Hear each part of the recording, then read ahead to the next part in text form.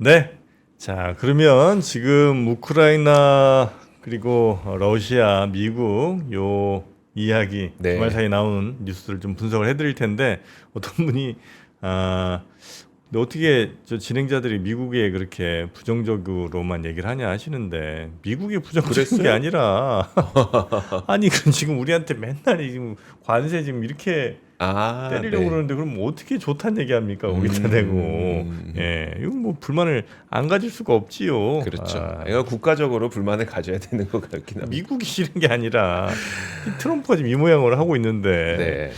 자 여튼 오늘은 지금 미국하고 러시아가 알래스카에서 이제 정상들이 만났잖아요. 그랬죠. 네, 거기서 나온 이야기들 지금 이제 기사로만 저희가 좀 접하긴 했는데 과연 그 이야기들 어디까지 좀 봐야 되는 건지 진재일 교수님 모시고 이야기 한번 나눠보도록 하겠습니다. 어서 오십시오, 교수님. 어서 오세요. 네, 반갑습니다. 네, 네. 반갑습니다.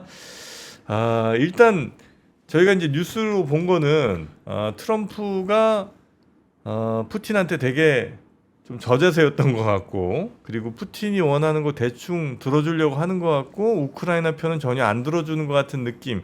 그러니까 푸틴이 휴전 안 하면 바로 뭐 저 그 옆 나라까지도 세컨더리 보이콧 같은 것도 엄청 할 것 같이 막 엄청 세게 으름장을 놨었죠. 예, 으름장 놨는데 실제로는 전혀 그렇게 안 간 것 같은 느낌이거든요. 일단 그 알래스카에서 있었던 이야기들 정리를 한번 살짝 우리 교수님께서 해주신다면. 예, 지난번에 제가 출연해가지고 50일 그때 네. 그 최후 통첩했을 때 50일 후에 전쟁 종시 안 하면 너는 관세 맞을 거야. 그 예, 했을 때 했을 때 나오셨었죠. 네. 예, 그때 제가 드린 말씀이 자기한테 부메랑이 돌아올 거다. 네. 왜냐하면 러시아는 아무것도 잃을 게 없기 때문에 모든 카드를 러시아가 다 들고 있거든요. 그런데 이제 전황에 대해서도 아주 뭐 러시아가 상당히 뭐 사람도 많이 죽고 있는 것처럼 이야기했는데 전황이 압도적으로 그 우크라이나가 무너지고 있었어요. 네. 그래서 50일에서 10일로 당겨진 것도 우크라이나 전선이 확 붕괴하니까 당긴 거거든요. 그러니까 이제 결국은 사실 낼 카드가 전혀 없는 거죠. 그리고 이제 그 세컨더리 보이콧을 하니까 뭐 인도하고 심지어는 브라질까지도 큰 소리를 쳤잖아요. 그러니까 이제 좀 트럼프가 우리 같은 나라한테는 막 씨가 먹히는데 그런 나라들한테는 전혀 안 먹히니까 상당히 이제 네. 사실 최후 통첩으로 제시할 것도 없었어요.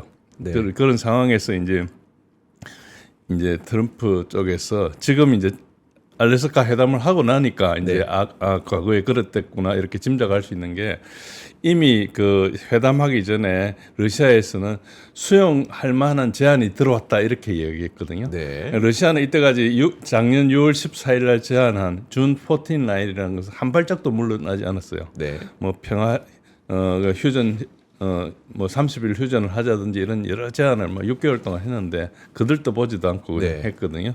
그러니까 결국은 그 상태에서 더 이상 못 가니까 이제 러시아 말을 들어주는 게 전반적으로 맞죠. 그러면서 이제 약간 이제 푸틴도 좀 양보하는 모양을 보였는데 구체적인 내용은 아직 발표를 안 했기 때문에 알 수가 없고요.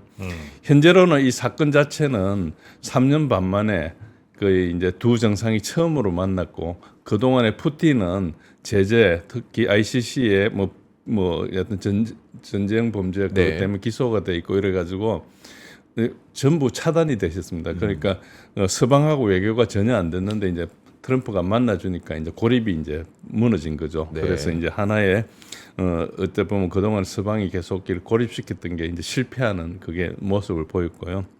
러시아 고립 작전이 실패해요 이제. 이제 실패한 거죠. 그러니까 푸틴을 전쟁 범죄자라고 지금 유럽에서는 아무도 네. 안 만나주거든요. 범죄자하고 어떻게 대화를 하느냐 이렇게 해가 외교 자체를 안 하고 있는데 네. 이제 트럼프가 만나줬으니까 최정상 외교를 했으니까 앞으로 이 정상 외교가 루틴화될 가능성이 있죠. 일단 그동안에 봉쇄했던 것에 있어서는 일단 탈피한 게 가장 큰 거고요. 그 내용을 떠나서 형식상으로 그게 네. 가장 큰 거고 이제 이걸 가지고 이제 우크라이나는 사실 미국하고 러시아 사이에서 큰 이슈가 아니에요. 다른 이슈가 많이 있거든요. 그러니까 우크라이나는 이제 트럼프 입장에서는 사업도 할 것도 많고 해야 될 게 되게 많은데 우크라이나 가지고 계속 시간을 끌 수 있는 것도 아니고 끈다고 해서 우크라이나한테 유리해지는 것도 아니고 미국은 계속 돈과 장비가 들어가고 있고 그러니까 여기서 뭔가를 이제 좋든 싫든 손절을 하고 싶은 그런 생각을 가지고 있는 거예요. 네. 그래서 이제 유럽에서는 우리가 무장해서 하겠다 그러니까 이제 그러면은 너가 해라 이런 식으로 이제 가는 거죠. 그런 식으로 가는 거고 어쨌든 이게 하나의 이때까지 3년 반 동안 일어났던 여러 가지 사항에 보면은 지정학적인 전환점이 된 건 분명합니다. 분명하고 이제 뭐 프레스 컨퍼런스는 안 했지만 네. 발표를 간단하게 했죠. 한 12분 이렇게 했는데 대부분이 푸틴이 이야기했어요. 그리고 네. 푸틴이 또 메모를 보고 읽었거든요. 그 말은 정확하게 요점을 그 이야기한 거고.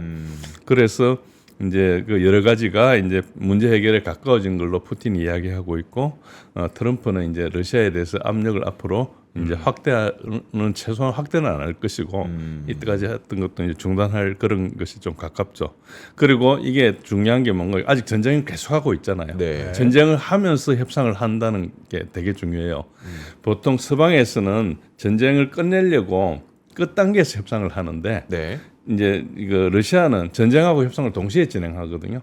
우리 6.25 때도 그랬어요. 그러니까 전쟁하고 좀 있다가 시작해가지고 한 2년여 동안 계속 휴전협정을 했잖아요. 네. 그래서 우리는 이제 서방 쪽에서는 이제 공산주의자들 거짓말한다 이렇게 했는데 이 사람들은 전쟁은 그 정치의 다른 수단에 의한 정치의 연속이다 보는 거예요. 그래서 정치적 목적이 달성되면 전쟁이 끝낼 수 있기 때문에 항상 전쟁하면서도 이제 그 상위의 목표를 생각하기 때문에 이 사람들은 전쟁하고 협상을 동시에 하는 그런 사상이거든요. 네. 그런 것들을 우리가 이해를 못하니까 네. 서방에서는 계속 계속 전쟁하려고 그런다. 협상을 하려면 전쟁을 휴전하고 협상을 해야지 이런 주장을 하는 거죠. 네. 그게 조금 이제 그는 좀 서로 견해의 이미지도 차이입니다. 다른 거고. 예. 예. 근데 러시아가 원하는 건 비교적 명확해 보여요. 그러니까 예. 우크라이나 오른쪽 동남 쪽에 있는 땅들 지금 현재 점령하고 있는 것 뭐 조금 더 이상 내놔라. 이거 이제 우리 땅으로 하면 전쟁 끝내줄게. 요건 거 같고. 예. 그다음에 우크라이나는 우리가 뺏겼던 땅 다 내놔라. 이거죠? 우크라이나는 그냥 러시아가 전쟁했던 거 하나도 인정하지 않는 겁니다. 1991년 독립할 때 그 땅, 크림까지 전부 다 네. 하는 거예요. 그게 자기네들 헌법에 적어놨거든요. 러시아는 또 2022년 9월에 이제 그 4개 주에 대해서 자기 영토로 또 그 법률에 적어놨어요. 예. 그런 입장이죠. 그러니까 이제 이게 어디에서 타협할 만한 선이 있는가?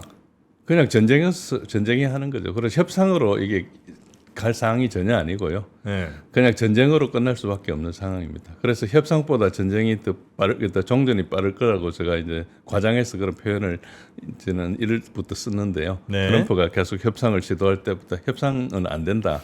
이게 협상을 둘 중에 하나가 죽는 수밖에 없지 협상은 안 된다. 그런 말씀을 드렸죠.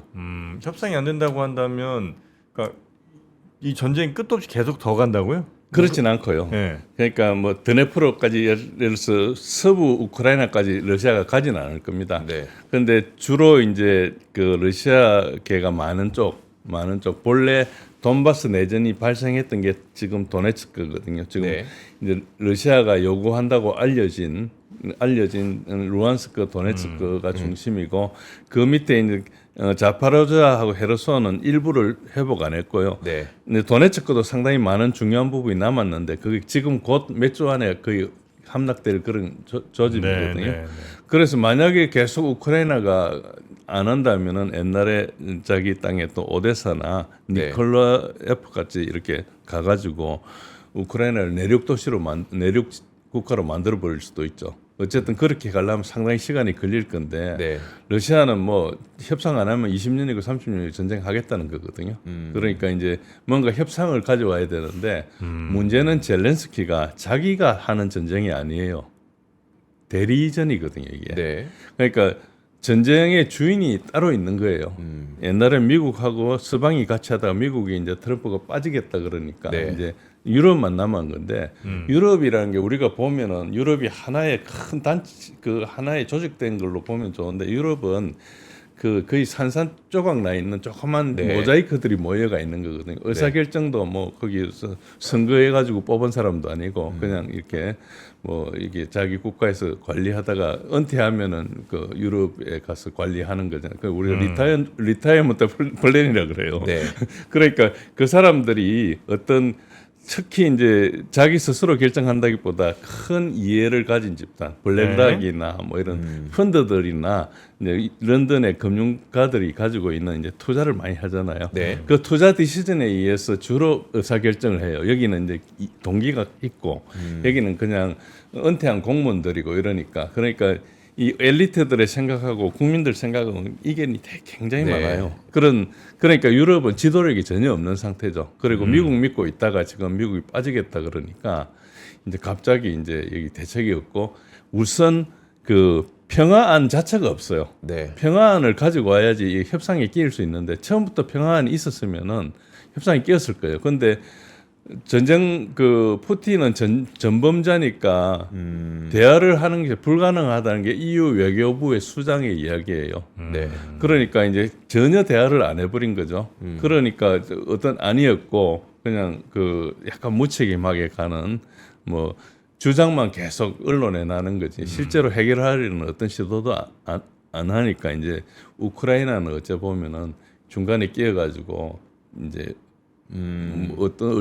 어쩔 수 없는 그런 상황이 돼 있다고 보면 되죠. 그러면 이제 그 다음 얘기 넘어가기 전에 좀 궁금한 게 아까 말씀하셨던 것처럼 미국은 러시아랑 해결할 게 많다. 우크라이나의 종전은 그 해결할 사안들을 위한 준비 단계라고 그러니까 그 중에 하나죠. 예. 그럼 러시아로부터 지금 미국이 얻고 싶은 거는 그럼 기름값 하락 뭐 이런 거예요? 아니 뭐예요? 아닙니다. 가장 큰 거는 핵무기죠. 핵무기예요? 지금 핵협상에 뉴스타트 하나만 남아 있고요. 네. INF니 ABM이니 이 중요한 핵협상 그러니까 냉전 시대 때부터 시작해가지고 오랫동안 구축해왔던 네. 핵협상을 다 빠져버렸거든요. 하나 남아 있는 뉴스타트가 내년 2월달에 익스파이어 됩니다. 네. 그러니까 벌써 지금부터 연장 협상에 들어가야 되거든요. 그런데 그러니까 지금 현재로 보면은 이게 협상이 정권 바뀔 때마다 하나씩 빠지고 이상하게 되다 보니까 네. 이제 협정이 전혀 안 돼 있는데 가장 큰 문제는 뭔가니까 그 사이에 미국이 핵 전력을 별로 안 해가지고 노후화됐는데 러시아는 핵 전력을 전부 그 극초음속 미사일로 최신형으로 바꿔버렸어요. 네. 그래서 핵 능력에서 실제로 들어가면 미국이 압도적으로 당하는 그런 위치에 있습니다. 그래요? 예, 그렇습니다. 핵 탄두수는 또 거의 비슷해요. 네. 그런데 투발 수단이라고 하는 게 러시아는 극초음속 미사일로 최신으로 다 했고 네. 미국은 다 오래된 거고 하나 이제 좀 오래됐지만은 좀 괜찮은 게 이제 트라이던트 2 D5라고 하는 그 SLBM이 있거든요. 네. 잠수함에 쏘는 거. 며칠 전에 트럼프가 잠수함 이야기했을 때 그 잠수함에 쏘는 이거는 이제 성능도 좋아요. 한 10,000km 가고 좋은 건데 이제 좀 오래됐어. 네. 이제 그것도 아마 신뢰성이나 이런 문제가 있을 거라고 생각하는데 여튼 전반적으로 보면은 핵 능력이 러시아가 높은 데다가 최근에 아리스닉 같은 그 중거리 ILBM을 그냥 공포스럽게 이제 시험 발사했잖아요, 작년에. 네. 그러니까 여러 가지 능력에서 이제 압도적인 거예요. 그래서 특히 이제 그것이 중국도 극초음속 미사일을 가지고 있거든요. 그러니까 극초음속 미사일 분야에서 미국이 지금 굉장히 뒤처져 있는 상황입니다. 네. 미국이 경제력이나 전반적인 세계 장악력은 아직까지 최고지만은 무기 하나로 들어가 보면은 지금 굉장히 노후화돼 있거든요. 네. 그리고 너무 오랫동안 30년 동안 여기저기 온갖 전쟁을 하다 보니까 투자는 많이 했지만 남은 게 거의 없어요. 대부분 그런 상황으로 보시면 됩니다. 그러니까 해결해야 될 게 많고 두 번째는 이제 석유나 이 에너지 같은 것도 미국이 거의 피크를 쳤거든요. 네. 아시겠지만 피크 2023년 4년에 피크를 쳤어요. 지금부터는 이제 떨어지는데 주로 프래킹을 해가지고 했는데 바이든 때 그걸 막아버렸잖아요. 네. 그러니까 프래킹을 한 걸 다시 막아가 다시 뜨려면은 그거 굉장히 많은 노력이 들어가거든요. 버리든지 다시 해야 되는데 그러니까 이제 석유 생산이 거의 피크를 쳤는데 그러니까 이제 대부분 북극이나 여기 가서 개발을 해야 돼요. 네. 그런데 북극 개발을 하려면은 쇠빙선, 핵 쇠빙선 이런 게 있어야 되는 거죠. 그러니까 그리고 러시아하고 협조를 하지 않으면 안 되는 거고 그 말고도 시베리아 그 이제 동시베리아에 그러니까 굉장히 개발할 게 많이 있거든요. 네. 그러니까 러시아는 돈이 좀 없고 개발하는 그런 게 좀 부족하니까 미국이 필요해요. 그러니까 산업적으로는 그 보안 관계가 아닌데 또 이제 뭐 이렇게 러시아가 제조업이 있는 것도 아니고 뭐 그런 건데 이제 같이 여러 가지 미국이 기술이 많고 개발할 투자 자본도 있고 하니까 러시아는 미국이 와주기를 바라고 미국도 거기 가가지고 신규 에너지를 확보할 수 있는 데 네. 많죠. 지금도 사실 안 알려져 있지만은 이번 알래스카 회담하고 돌아가자마자 푸틴이 그 행정명령을 서명했는데 사할린에 있는 그 있잖아요. 그 사할린에 있는 그거를 이제 그 석유 개발하던 것은 이제 특히 엑슨 모빌이 들어오게 했거든요. 엑슨 모빌이 2022년 10월달에 나가면서 이제 거의 그냥 나가가지고 한 46억 불 이렇게 네. 손해를 보고 있어요. 그런데 이제 그거를 이제 서명을 했거든요. 그 이제 곧 이제 들어와서 이제 사업을 할 수 있다는 거죠. 네. 그러니까 에너지 분야에서 벌써 이런 딜이 많죠. 그런 것들은 국제적으로 내놓고 이야기를 못 하잖아요. 뭐 지금 전쟁하고 있는데 돈 가지고 이렇게 한다 이런 이야기를 못 하지만은 사실 협조할 게 되게 많은 거죠. 그 옛날부터 그것 때문에 계속 이제 미국은 이제 비즈니스 하기 위해서 이제 계속 문을 두드리고 있었는데 이제 이 전쟁 때문에 막혀 있으니까 네. 계속 참고 뭐 그 나가서 미국이 어쨌든 트럼프는 아니지만은 바이든 대통령이 미국이 시작한 전쟁인데 이제 그냥 나가는 것도 좀 무책임하고 하니까 이제 입장이 난처해가지고 그렇게 하다가 이제 시간이 이만큼 됐으니까 이제 시작한다 이렇게 보는 게 조금 더 사실에 가깝다 봅니다. 그럼 우크라이나가 지금 이제 그걸 받아줘야 이 말씀하셨던 그런 계획들이 앞으로 진행이 될 것 같은데 그렇죠. 우크라이나는 받을 계획이 없을 것 같은데요. 당연히 없죠. 당연히 없고 유럽도 지금 현재 없는 상태인데 그러니까 이게 오늘 이제 우리 날짜로 오늘 뉴욕에 가잖아요. 네. 그러니까 젤렌스키뿐만 아니고 이후에 대국입니다.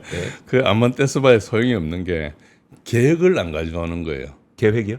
계획 그러니까 대안을 가져와야 되는데 네. 1991년 이야기를 지금 할 수가 없잖아요. 전쟁을 몇 우크라이나가? 년간에 우크라이나도 그렇고 이유도 그렇고요. 아, 계속 네네. 그 내러티브가 뭔가 하니까 이제 그 푸틴이 구소련의 야욕을 그 영광을 돌리기 위해서 이렇게 와가지고 우크라이나를 먹고 나면 폴란드도 먹고 유럽을 먹겠다 이거 이야기하는 건데 사실 씨도 안 먹히는 이야기거든요. 그런 이야기를 계속 하고 있어요. 그러니까 이 사람들은 어떤 누가 책임지고 나서 결정할 줄도 모르고 그냥 계속 그 옛날에 그 어떤 자기가 뭐 세뇌됐든지 교육 받았든지 어떤 지침을 가지고 그냥 끌고 나가고 있는 거예요. 네. 그러니까 이제 트럼프가 이 사람들 상대하기가 되게 어려운 거죠. 그래가지고 뭐 제이디 벤스가 가가지고 2월달에 뭐 그 민주주의가 뭔지 막 교육도 하고 그랬잖아요. 네. 새파란 사람이 가가지고 저 노예한들에게 그 이야기가 뭔가 그러니까 해결할 수 있는 구조가 없는 거예요. 그러니까 유럽 사람들은 러시아 사람들이나 미국 사람을 깔보기만 했지. 지금 어떤 외교적 거장이 없어요. 예를 들어서 비스마르크나 뭐 이런 큰 사람들, 처칠이나 이런 네. 이런 류의 사람들이 없고 다 잔챙이들이고요. 대부분 그 블랙락 돈 만지던 마크롱이나 멜츠나 다 이제 돈 만지던 사람들이 가 있거든요. 네. 그러니까 이게 왠가 돈을 가진 사람들이 똑똑한 사람들을 세워놓으면 그 똑똑한 사람들 휘둘리잖아요. 그러니까 여기 바지 사장을 세워놓은 거예요. 그 사람들이 지금 정치를 하니까 전혀 국민들의 지지를 못 얻고 그래서 제가 오래전부터 유럽은 곧 동남아 수준으로 떨어진다. 전혀 미래가 없는 데다. 유럽이 동남아 수준으로요? 아, 예, 그럼 한 10년 있다, 10년 후에 저 초대해 보십시오. 그럴 수밖에 없는 게 고비용 구조를 만들어 놨잖아요. 경쟁력이 없어가지고. 네. 그래서 대부분 공장을 뜯어가 가죠. 그러니까 우리 문명을 이렇게 한 500년 가까이 이렇게 끌어왔던 유럽이 네. 그때 유럽하고 전혀 지금 상관이 없는 유럽이 됐어요. 네. 그러니까 이게 쇠퇴하는 게 독일은 지금 계속 4년째 경제가 하락하고 있거든요. 네. 세상에 4년째 경제가 하락하는 경제가 역사상 어디 있습니까? 전쟁도 아닌데 그러고 있어요. 그러면서도 그 원전 다 뜯어가 했죠. 그 아네르네 베어복이라는 녹색당 사람들이 연장해가 잡아가지고 원전 다 없애버렸죠. 그 노스트림 뭐 이렇게 네. 원투 파괴했는데도 미국이 가서 파괴했는데 아무 소리도 못 하죠. 그러니까 이게 사람들이 그야말로 뭐랄까요, 뭐 두뇌도 없고 네.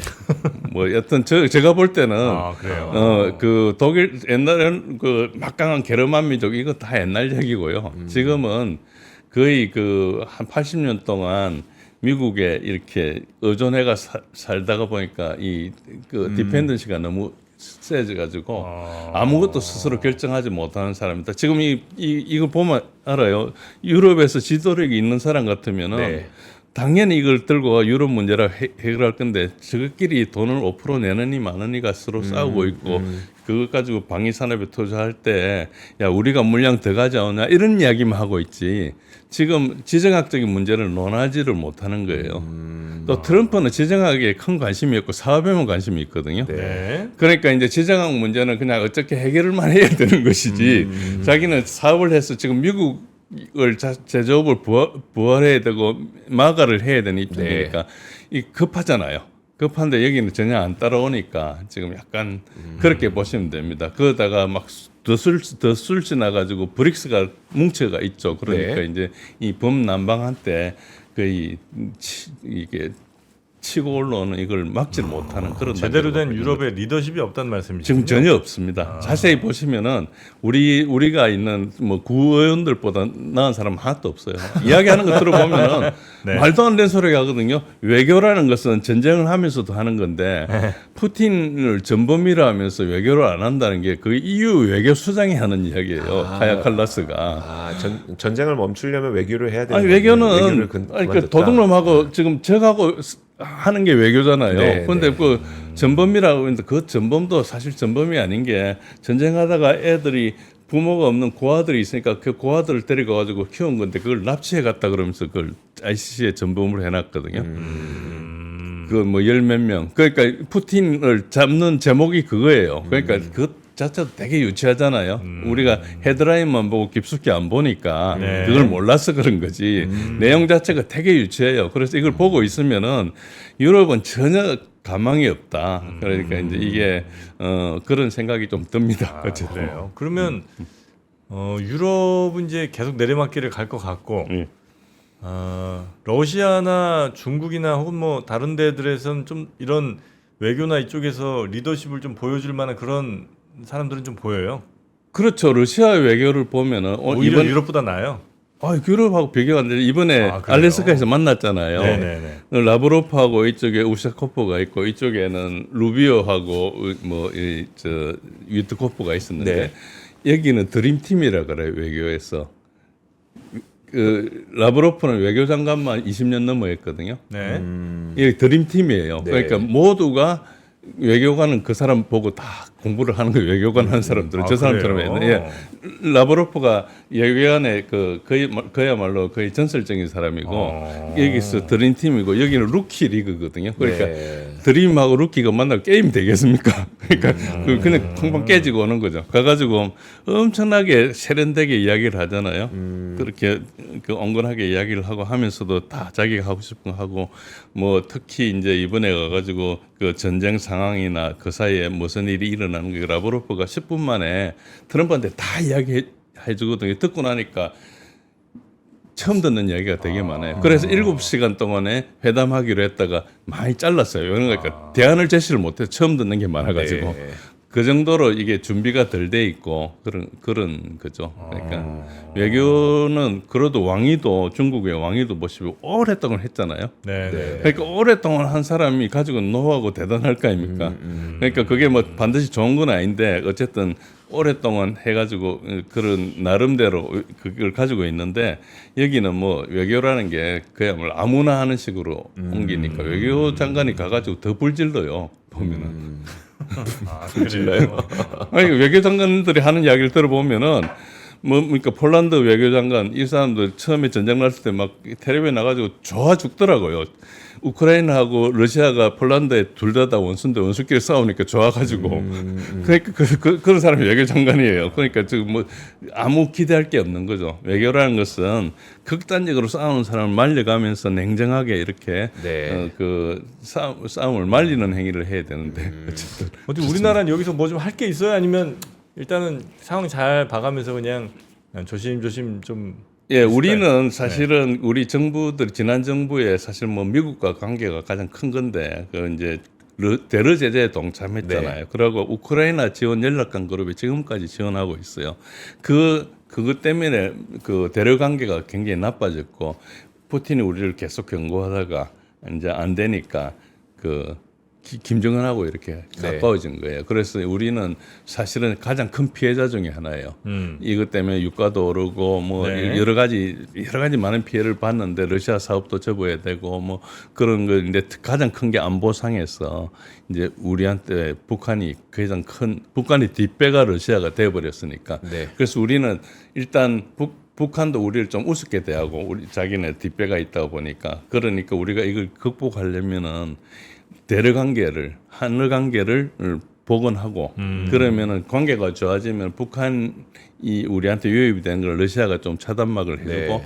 더 나아가서는 미국이 북한하고 관계를 좋게 하면은 이제 이 한반도 전체가 미국하고 러시아가 이렇게 사이좋게 이렇게 통제할 수 있는 그래서 굉장히 우리 소위 말 코리아 디스카운트 이런 네네네. 게 상당히 없어지는 그런 계기가 될 가능성이 있죠. 그래서 지금 힘들지만은 요 미국과 러시아 이렇게 갈 때 기회를 딱 봐가지고 이번에 이제 대통령이 가서 정상회담을 하고 할 때 기회를 봐가지고 그런 쪽으로 좀 던져서 우리가 빨리 그 이제 관계를 확보하는 게 근데 지금 한일 네. 관계를 회복하는 게 되게 중요하다. 네네. 하긴 뭐 우리가 러시아랑 그렇게 뭐 척질 이유는 없으니까 한일 그렇습니다. 관계를 다시 좀 복원해서 네. 우리 지금 거기 두고 온 공장들도 많잖아요. 많죠. 네. 빨리 원래 안에 다 해야 돼요. 네. 2년 안에 시간이 기획. 없습니다. 예, 그러니까 네. 지금이 좋은 기회죠. 빨리. 알겠습니다. 자, 우리 진재일 교수님과 조금 더 시간이 있으면 그 유럽 망한 얘기도 한번 들으면 재밌을 것 같은데 그건 한번 다음 시간에 유럽이 왜 그렇게 망했는지 네. 여쭤보도록 하겠습니다. 교수님 대단히 고맙습니다. 네, 감사합니다. 고맙습니다. 네, 자 이제 장이 또 시작을 할 텐데요. 네.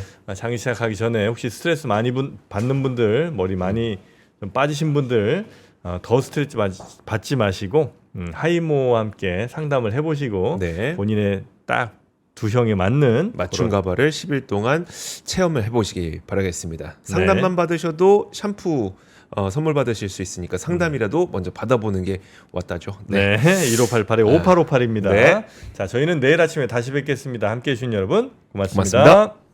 전원경 교수님과 함께 미국과 필라델피아를 누비며 세계 7대 미술관을 모두 관람합니다. 관심 있으셨던 분들은 조금 서두르시면 좋겠네요.